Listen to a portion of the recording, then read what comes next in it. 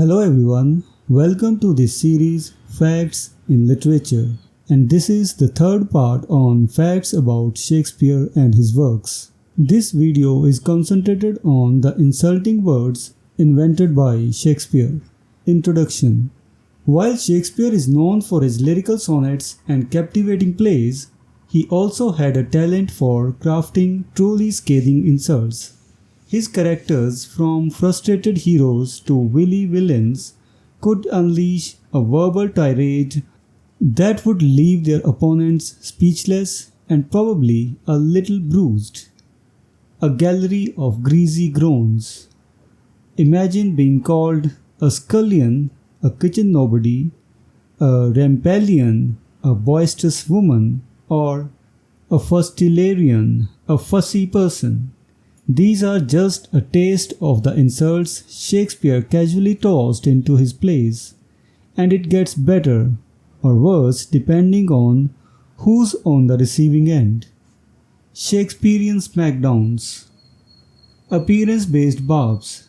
Thine face is not worth sunburning, Hamlet, is a particularly cutting remark on someone's looks. Bodily barbs.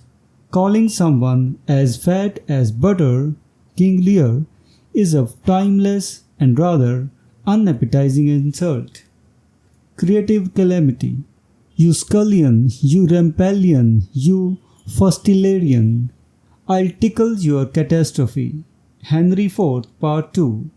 This outburst from Falstaff throws everything but the kitchen sink at the unfortunate target, culminating in the bizarre threat to tickle their catastrophe.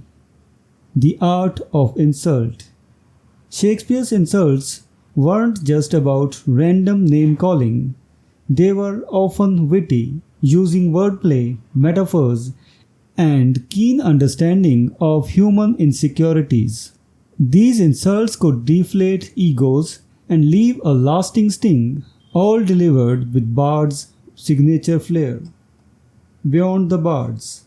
Shakespeare's mastery of language extends far beyond insults, but this ability to hurl creative barbs adds another layer to his characters and the plays themselves. It shows his understanding of human nature, allowing him to portray the full spectrum of emotions from love and loyalty to anger and contempt.